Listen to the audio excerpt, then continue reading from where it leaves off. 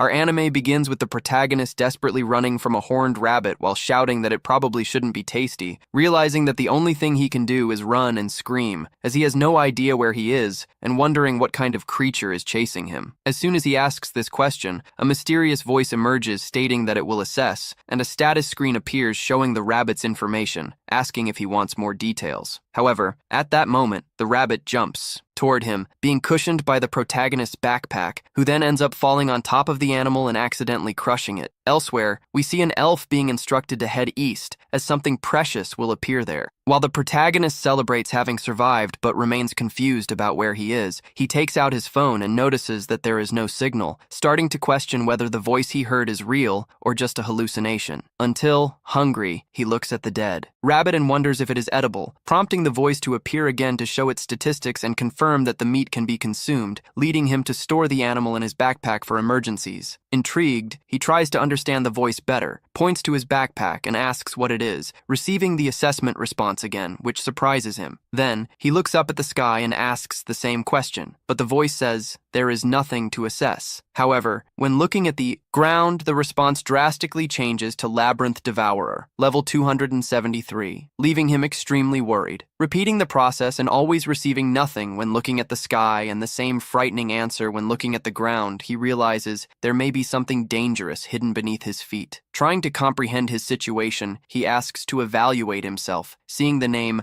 Manabi Ribike correctly, but becoming confused upon seeing species human and class assessor, as he has always been just an ordinary student and there were never any classes in his world. Then he asks who the voice is, and it replies that it is a status support but cannot provide personal information. Analyzing his skills, he realizes that he possesses several and tries to use one of them.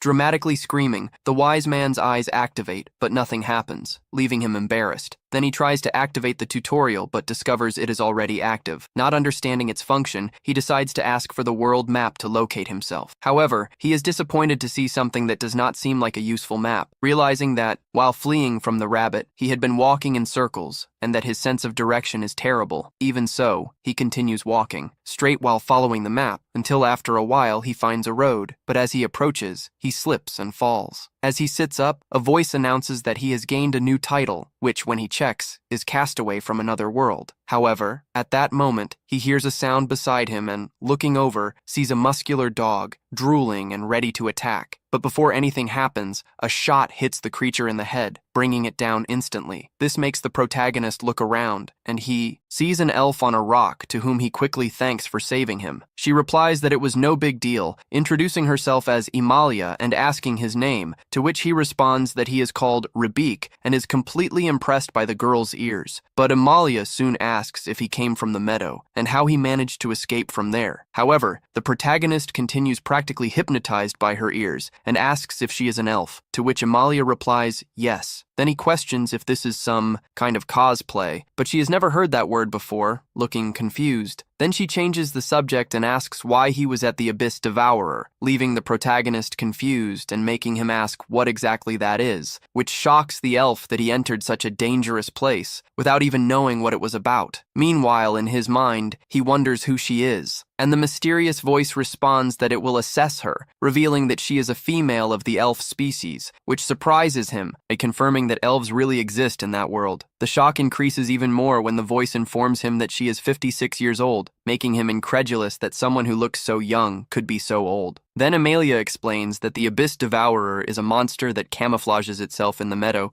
It doesn't attack directly, but makes its prey lose their way until they become exhausted, so it can devour them. Shortly afterward, she hugs him, saying it's all right, since even being such a small child, he managed to escape, which leaves Ribik confused, prompting him to ask how old she thinks he is, and she replies 10, when in fact he is 16. Later that night, Emalia apologizes for confusing his age, explaining that she didn't imagine he was an adult with that appearance. Ribike discovers that in this world, people are considered adults at 15. The two then have a meal together, and Ribik thanks her for the food, while Emalia comments that the horned rabbit he brought was a great help. He then asks where exactly they are, which surprises her that he doesn't even know that, and she explains that this place is the kingdom of Abarasia. Ribike then says he came from a place called Japan, but the elf has never heard of that name, which finally makes him accept the reality and conclude that he really ended up in another world. Imalia tells him to sleep because she will take him to the city the next day and then activates a protective spell so they can rest peacefully without worrying about monsters. While she observes the boy, she thinks she has never seen clothes like his, considering him quite peculiar, and begins to suspect that the important something mentioned by the spirit might just be him, becoming curious about who he really is. Next, we see a girl named Mani waking Rabik and complaining about how absent-minded he is, telling him to drink the special from Mani to wake up. As he drinks the coffee, he compliments it, saying it's very good, causing Mani to comment that he is starting to refine his taste,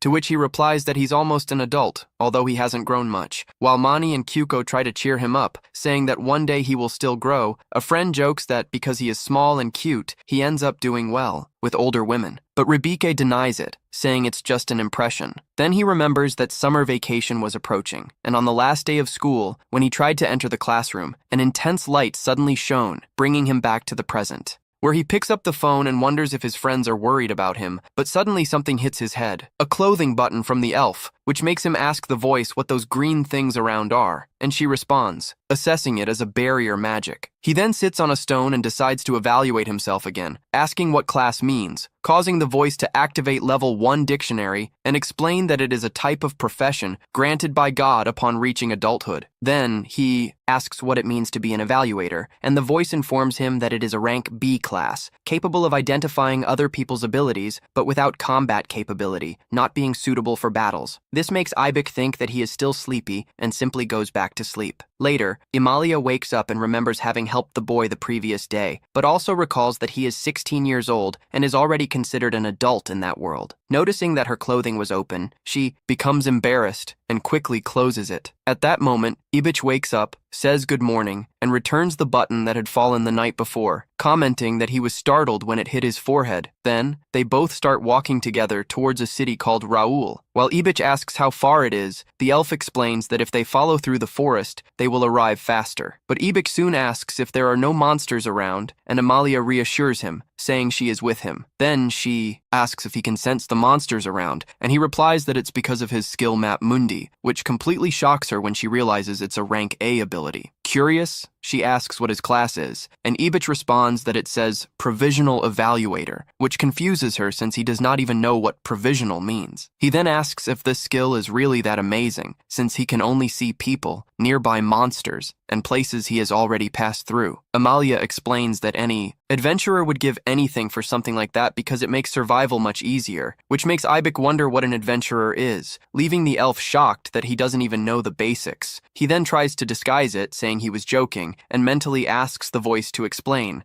And she responds that adventurers are people affiliated with the Adventurers Guild who take on missions like hunting monsters, capturing them, and collecting materials. Upon understanding better, Imalha comments that it now makes sense he was able to escape from the maze devourer. Then, looking at him with a smile, she says that he is someone without common sense, ignorant, and completely clueless, which prompts Rabik to ask if she has any friends, hitting her directly, since she really has none. But he quickly says that she does, because he is her friend, making her extremely happy. Then, Rabik opens his world map and detects something nearby, a crystal-horned rabbit, which leaves Imalha shocked again. When asked if it is different from a common rabbit, she explains that it is completely different, being extremely rare, and can be used to create a panacea or sold for about 200 gold coins. The two then head to the location, and Rabike uses his appraisal ability, identifying that the rabbit has a skill called Escape, making Imalha warn them to approach cautiously. But he explains that he also has a sensing ability, while she uses two techniques to prepare, sound cut and odor cut, which makes her compliment Rabik, saying that his skill is impressive and that many adventurer groups would want him, as he can locate even rare things. Although he says that his class is not combat-oriented, she responds that he can stay in the back while others fight. Then, somewhat awkwardly, she asks if he would like to form a party with her, but Rebecca was distracted and asks her to repeat, causing her to feel embarrassed and say it was nothing, thinking it seems like she is throwing herself at him. While he imagines that she must be lonely for not having friends, she then prepares her bow, and Rebecca asks where the arrows are, to which she explains that she is a spirit archer, capable of using the blessing of spirits to turn the wind into arrows. She then shoots, and a scene worthy of a movie occurs. But in the decisive moment, when the arrow almost hits the rabbit, it uses its escape ability and escapes, leaving both of them completely stunned and Amalha.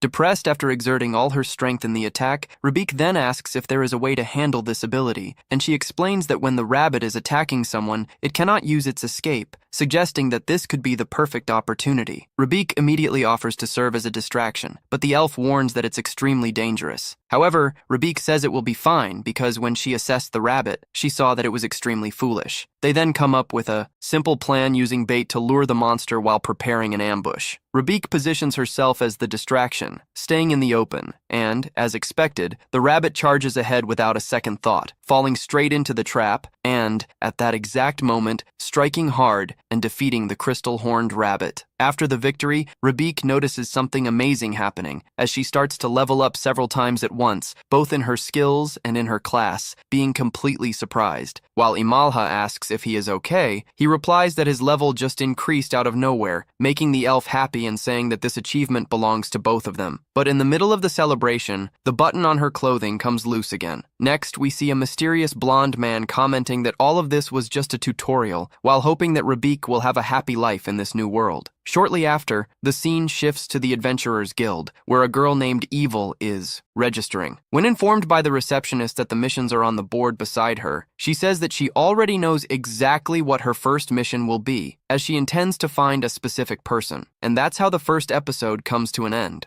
Rebecca and Amalia finally arrive in the city of Rovell, where everything seems more bustling and filled with curious glances. Noticing that his clothes would attract a lot of attention, Amalia quickly puts a cloak over him, explaining that it would be better to avoid standing out. She then pragmatically comments that, with the money obtained from the horned rabbit, it would be a good idea to buy better clothes, along with armor and an appropriate sword for him. Curious, Rebecca asks how much a gold coin is worth, but upon receiving a disapproving look from Amalia, he tries to brush it off, saying it was just a joke. Still, he turns to his support to discover the actual value, and when comparing it with his memories, finds out that a single gold coin is worth about 10,000 yen, which leaves him completely shocked and makes him understand why Amalia had been so excited about the reward. Noticing his innocence, Amalia gently touches Rebecca's face and seriously warns him that in this place, he should avoid saying senseless things, as there are dangerous people who might try to take advantage of him. The two then head to the Adventurers Guild, and as soon as they enter, some adventurers start commenting. One of them provocatively says that Amalia finally managed to form a group. Another observes Rebecca with suspicion, stating that he doesn't look like an adventurer, and sarcastically asks if she has started working as a babysitter. Shortly after, another group of adventurers approaches and directly asks if Rebecca is the rookie. Amalia confirms without hesitation, explaining that they have just met, making it clear that despite the doubts and comments around, this was a new partnership that was just beginning. They wish the rookie good luck and leave. Then, Amalia explains that this group is known as the Silver Banner. She then takes Rebecca to a receptionist and says she would like to sell a special material, requesting a private room. Duo leads them to a room where the guildmaster is already waiting. Rebecca is completely shocked by his size, as the man is gigantic. Suddenly, he stands up and tears his own shirt for no apparent reason, leaving Rebecca impressed by his muscles, to the point of complimenting him, saying that he is amazing, while Amalia and Duo, they find both simply despicable. The man then introduces himself as Rebecca and asks if he can touch his muscles, explaining that he is small and, even training, has never been able to gain mass. At that moment, the guildmaster practically transforms into Renato Cariani and begins to pour out various training tips for Rebecca. However, Amalia and Joel lose patience and go after the two, interrupting the absurd scene. Shortly after, the support voice informs that the spells Water Creation and Cold Water have been registered by the Grimorio skill. Then, Joel appears, introducing himself to Rebecca as the vice master of the guild and directly asking Amalia what she wishes to sell. Amalia then shows the horn and asks how much they would pay for it. The guild master offers 400 gold coins, leaving Ribic enchanted as it is double what he imagined, sure that Amalia would accept. However, at that moment, she refuses and stares at the master, asking if he is trying to make a fool of her, explaining that 3 years ago she sold a horn for 230 coins, and that the current one is 3 times larger, so it should be worth at least 800 gold coins, revealing her greedy side. The master responds that he cannot pay that amount and increases the offer to 550. Amalia counters with 780, and an intense negotiation begins between the two until the master claims he cannot go above 680 coins. Amalia starts pressuring him,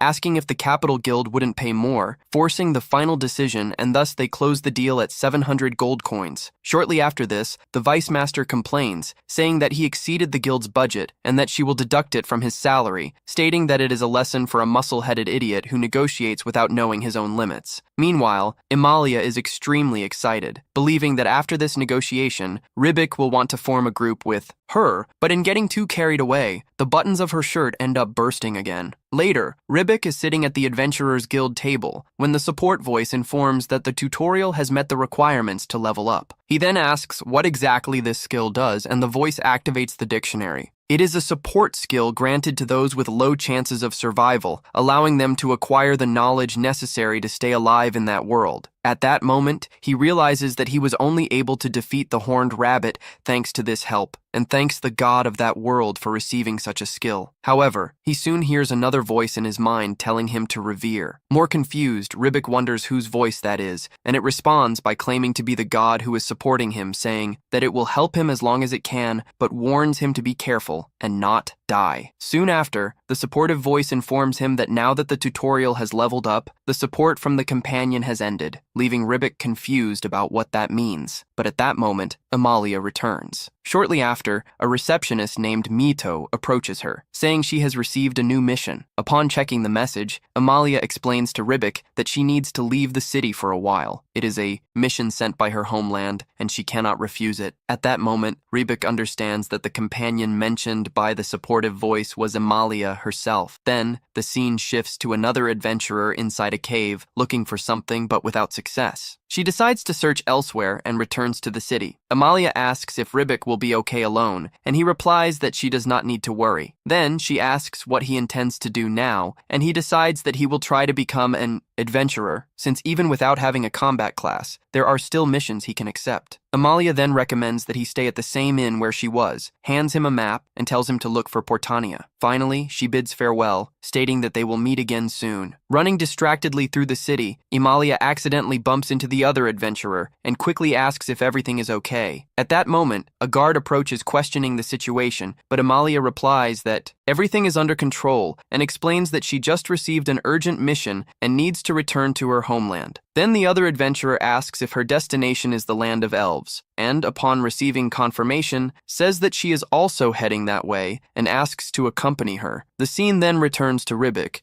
After separating from Amalia, he ended up spending his time just sleeping. Later, he goes to the adventurer's cave and asks Jael if she knows anything about another world, but she gets shy and responds ambiguously, saying that it is outside the city. When Ribic arrives at the place, he realizes that he understood everything wrong and starts questioning why he ended up in that world. At that moment, someone knocks on his room door, and upon allowing entry, Suritania asks if he is okay, since he didn't show up for breakfast or lunch and comments that dinner is approaching. Ribic then reflects that the bunny's money won't last forever and that he needs to take a mission soon, wondering what he can do. Then the support voice displays his status, and when he questions whether it is good or bad, he receives the answer that he should not try to fight alone. The voice also reveals that he has acquired new skills called Contact and Medical Book. Curious, he asks what the Medical book is, and the explanation states that this skill allows one to completely learn any content just by reading, including advanced medical procedures. Determined, he requests to start reading, but is warned that once started, it cannot be interrupted and will take a significant amount of time. Nevertheless, he agrees, and as he gets up, a beam of light invades his mind, causing him to absorb all the knowledge. The scene then returns to the island, where it is mentioned that Ribic has no common sense, and the other adventurer jokes, asking asking if she has fallen in love, but Amalia denies, saying she is 40 years older. Suddenly, a servant appears calling for her, and Amalia runs to hug her, introducing her as evil and explaining that she is a traveling adventurer who travels across various lands. After a few days, the reading process of the medical book finally completes, and Rubik decides to go out to buy equipment, going to a weapon shop where he acquires his first items. He then asks the support voice if it is difficult to acquire new skills and discovers that there are several methods, depending on the skill. At another point, we see the Adventurers Guild in Alvaroso, as the leader of the group, Silver Banner, is seriously injured. One of the companions explains that he faced and tied with a silver wolf, Ruby, and that the guildmaster could stop the bleeding, but Dill informs that the master is not present. Someone suggests using healing magic, but they say they have already tried and it didn't work. Seeing the situation, Rebecca realizes that if the bleeding is not contained, the man will die, and then wonders if his skill medical book can help. The support voice replies that yes, it is possible. He then asks for permission from the group members to examine the leader, and, upon receiving immediate authorization, Rebecca activates the medical book skill, quickly identifying the presence of a poison in his body, a dangerous type that prevents coagulation and makes it impossible to stop the bleeding. At that moment, the support voice informs that only 5 minutes of life remain, shocking everyone. Ribik asks how he can heal him, and the answer comes that it will be necessary to use the combination of hyper healing and perfect healing, but the total cost is 650 mana, while he only has 56. One of the members desperately asks if there is nothing that can be done, and Ribich explains that while the poison is active, there is no way to stop the bleeding. First, it is necessary to purify the body and then restore the damage. He then asks if anyone there has those abilities, but no one responds positively. With no alternative, he consults the support voice again, which suggests using the contract skill, allowing for temporary mana sharing among several people. Ribik then explains the situation, and everyone agrees without hesitation, transferring their energies to him. But even so, he is still short 170 mana. It is when Dill offers to complete the remainder, allowing him to finally reach the necessary amount. With this, Ribik casts and purifies to completely remove the poison, and then uses perfect healing to restore the leader's body, successfully completing the treatment. However, shortly after the extreme effort, he ends up fainting, and in this state, he recalls his previous life, where Sona scolds him for always acting thoughtlessly, warning that he needs to be more careful, as there won't always be someone to save him. Upon waking up, the support voice informs that the contract skill has risen from level 2 to 5, and translation from level 1 to 2. Then Joel asks how he is feeling, and Rabik responds that he is fine, apologizing for causing trouble, but she denies it and thanks him deeply for saving her brother, Jade, which leaves Rabik confused, as she seems to be somewhat feral while Jade is human. Then she explains that they have different mothers, and then reveals that she made them all swear to keep the incident a secret, and, when questioned, explains that users of hyper healing and perfect healing are extremely rare, and, if this information spreads, many people would try to exploit him to make money. That's why she suggests that Rabik join a group of adventurers to protect himself, but he declines, saying he doesn't want to cause problems for others. Then, Duo explains that there is another option, hiring bodyguards. And finally, the scene shifts to a dark setting where a werewolf, trapped in a cell next to a girl, threatens to tear apart anyone who comes close, ending the episode with this tense atmosphere. We see Hibiki going to Deb's store to hire some bodyguards. There, one of the employees, Jeratin, introduces himself and, upon seeing Hibiki, becomes extremely excited. He gets too close and starts complimenting his scent, saying he smells a delicious aroma coming from his body. Then, Jeratin takes Hibiki to the available bodyguards and asks him to choose one. However, Hibiki refuses all the ones presented. He states that he has no issues with their strength, but notices that everyone's MP is too low. Since he intends to use hyper healing, he needs someone with high MP to share energy. An employee offers to bring in other candidates, but Hibiki asks if he can go see them personally. Jaratin agrees and starts guiding him. On the way, he comments again on Hibiki's delicious aroma, saying that he exudes a scent of gold, and Hibiki feels confused about this. At that moment, his support voice analyzes his status and discovers a skill called Fortune Scent, which allows the user to sense a special aroma from people who are about to acquire great wealth soon. Hibiki doesn't understand very well, but realizes that the employee is obsessed with money. As they pass by an entrance, Hibiki shows interest, but Jaratin stops him, saying that those are the people considered unfit for work and combat for various reasons. They cannot go home and end up remaining at that location. Hibiki wonders if their reason is the same as his and insists on going there. Jaratan starts to squirm, saying that the aroma of fortune has become even stronger and then leads them to the location. There, Hibiki finds a wolf trapped in a cage and questions the reason. Jaratan explains that he lost control while trying to protect a girl, necessitating his containment. He also mentions that the girl possesses great magical talent but cannot control her powers. At that moment, the wolf tells Hibiki to go away while the support voice begins to analyze him. Hibiki notices that the wolf's class field is empty. The support voice informs that the wise man's eyes detected a status manipulation. Not knowing what that means, Hibiki uses the dictionary ability and discovers that it is a rank SSS skill.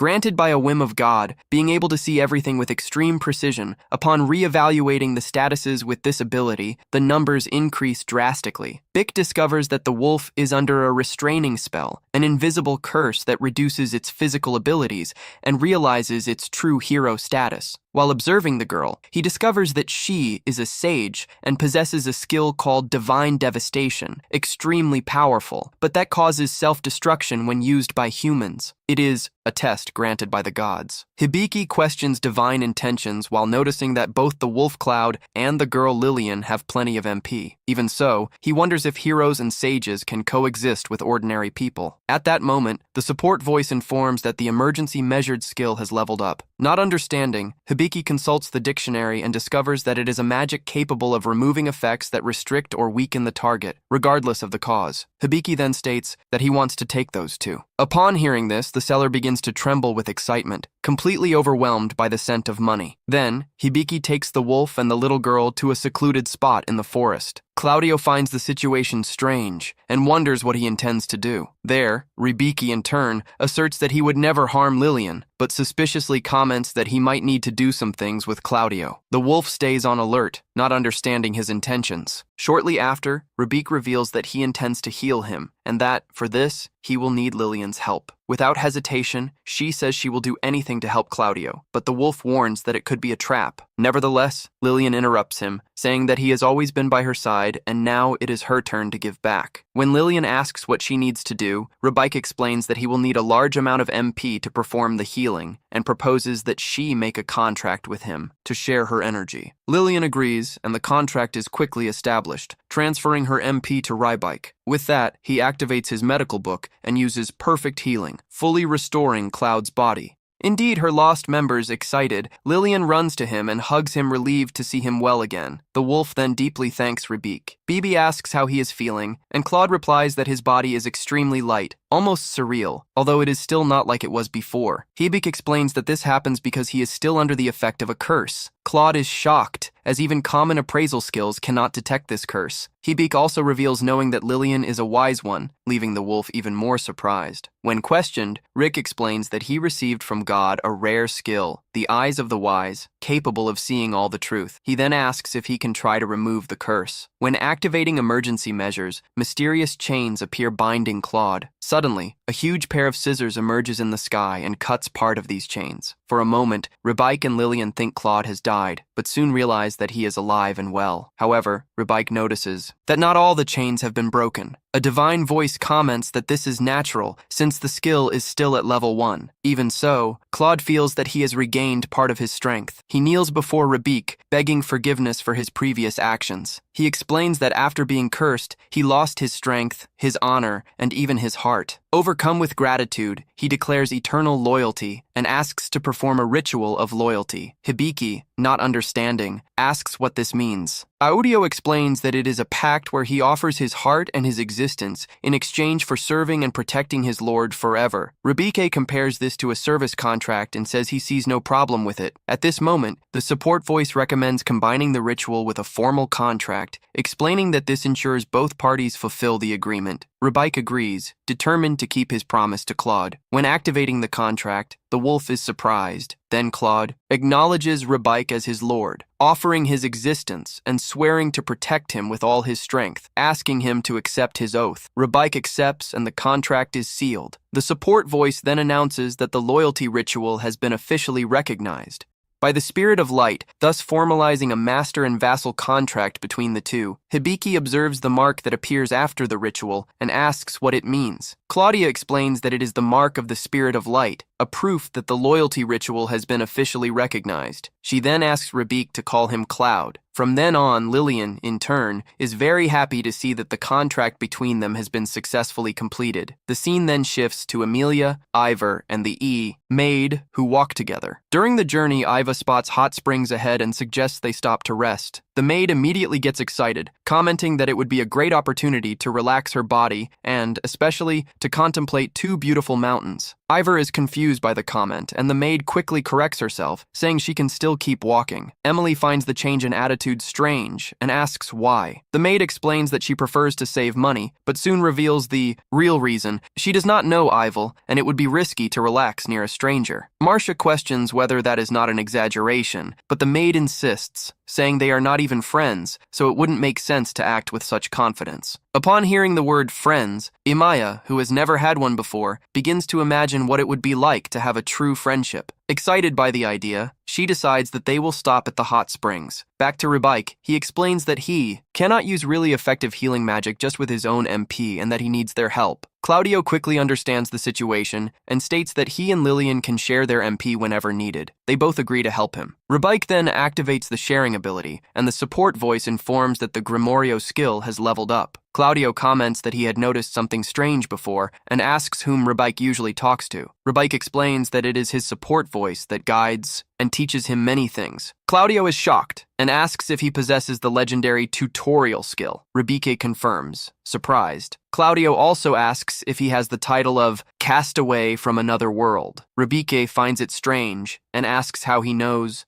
From this, Cloud admits that he doesn't know many details but has heard rumors about people coming from another world and begins to suspect that Hibiki might be one of them. Meanwhile, Lillian is completely lost in the conversation, not understanding anything that is happening. Cloud then simplifies, saying that Hibiki came from very far away to save them, and that, for now, that is enough for her to understand. Hibiki asks if there is a problem with him being from another world, but Cloud responds that it doesn't change anything because his loyalty remains unwavering. He still comments, impressed, that Hibiki possesses the legendary skill Tutorial. Hibiki, on the other hand, wonders if this skill is really that special. At that moment, we see the god of Vino himself, completely exhausted after using a third of his power just to create the tutorial skill. Later, while walking, Claude comments that the god Hibiki is connected to is probably Zuxin. He explains that there are 11 gods in that world, and that Zuxin is the highest level one, known for granting skills like Tutorial and Wise Eyes. Hibiki is impressed to learn this. Claudia also comments that it seems this god has a great interest in him. However, Hibiki believes that the divine interest is more directed towards Cloud and Lillian, especially because of the skill Divine Devastation. Cloud says that he has never heard of this skill and asks what IT means. William is also confused, not knowing if he really has something like that. Hibiki then explains that it is an extremely powerful but self-destructive skill, an immense magical power that can end up consuming the user themselves. Hearing this, Lillian feels devastated. Claudia adds, saying that it was precisely because of this power that Lillian ended up being rejected by her family and used as a way to pay off a debt. Hibiki, indignant, asks if she did something to deserve this, as he does not believe that Zuxin would grant such a cruel skill. Claudia then clarifies that this is not a blessing from Zuxin, but from the goddess Majin, the entity responsible for the arcane arts. Then we see the goddess Majin beside Zuxin. She begins to communicate directly with Hibiki,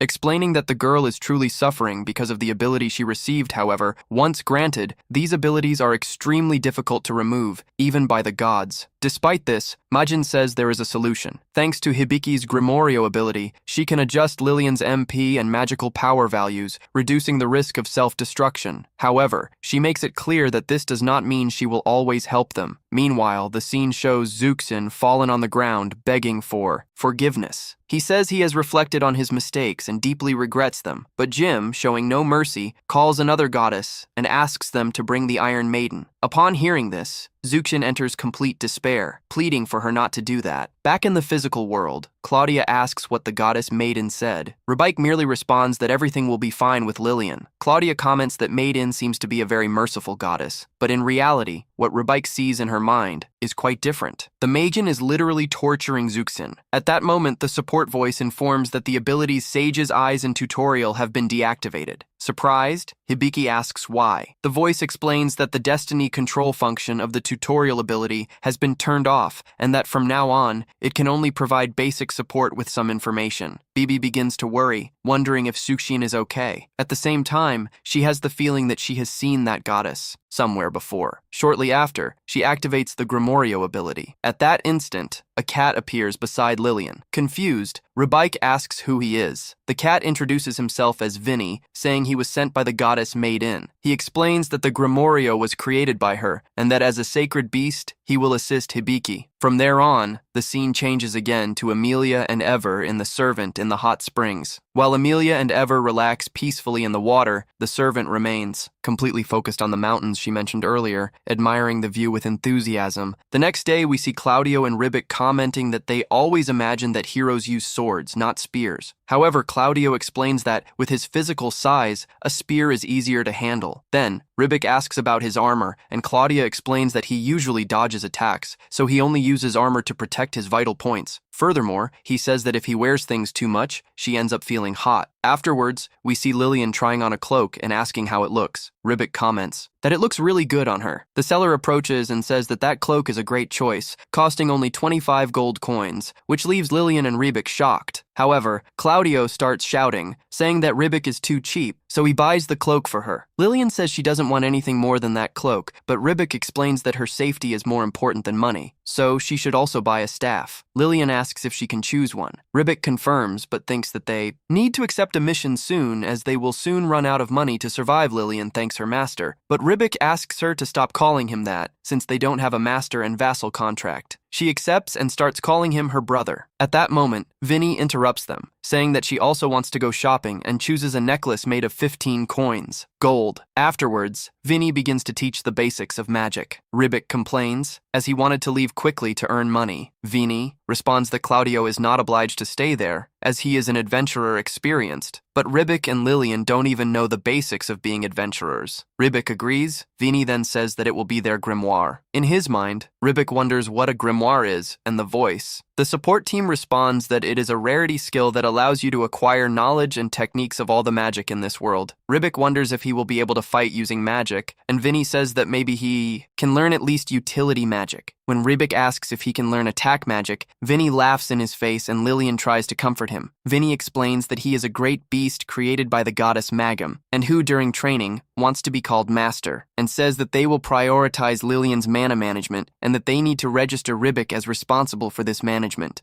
Ribic wonders what he needs to do, and Vinny bites his hand, saying that now everything is resolved. He then goes to Lillian and tells her to stay calm. As he kept her MP, he just reduced his magical power to 10%. Throughout the training, it will be released little by little. Then, he says that they will train Ribike's mana circulation, explaining that, to use magic, it is necessary to manipulate its source well, mana. The circulation of mana consists of two people holding hands, making mana flow from one to the other as a way of training the perception of this flow. After all this explanation, Ribic says he didn't understand anything. Angry, Vane says that Claudio will transfer his mana to Ribic so that he can understand in practice. He explains to Claudia that Ribic has no resistance the mana, then asks her to transfer just a little. The two join hands and the transfer begins, but Claudia gets carried away and ends up increasing the amount of mana too much, leaving Ribic as a Super Saiyan. Sometime later, Ribic awakens. He realizes that he is alone, walks a little, and finds an elf sitting by the river. The elf turns to him and asks him why he is surprised, but calls him Claudio. Ribic realizes that he is in Claudio's body. He asks Anastasia if she was looking at the moon again, to which she confirms, saying that the moon is beautiful. Claudio's memories are shown. He remembers that Anastasia was by his side since they were little and taught him many things. They fought together, cried together, and laughed together, and he believed it would be like this forever, until on a bloody battlefield, Anastasia turned against him. He asked her why she did it, but got no answer. Soon after, everything goes dark, and we hear Claudio's voice calling for Rebique. When Rebique wakes up, he sees Claudio standing above him, asking if he is awake. At first, Rebique is still convinced that it is Claudio himself. But after a few minutes, he remembers who he really is. He finds it strange that he actually believed it was Claudio for a moment, but Vane explains that this probably happened because, by sharing his mana with him, Claudio made Rebique delve deeply into his consciousness, causing him to lose his sense of self for a while. Taking advantage of this, Vane asks if Rebique saw anything interesting in Claudio's memories, but Rebique can't remember much, other than the fact that it was something bad. A little later, Rebique is busy training to learn how to use domestic magic. To learn this magic, he needs to repeat household tasks several times until he can master it, but he is already doing it for a long time, and according to the support voice, it still hasn't made any progress. At that moment, Lillian and Claudia enter looking for Rebique as it's dinner time, but Claudia ends up knocking over a bucket, unintentionally undoing all of Rebique's hard work. Cleaning the floor begs for forgiveness, but Rebique says it's no big deal since he can clean again. While Claudia still thinks about what she did, Rebique quickly cleans the entire room as well as the entire hallway. After finishing, he asks the support voice if that was enough to unlock the household magic, but she says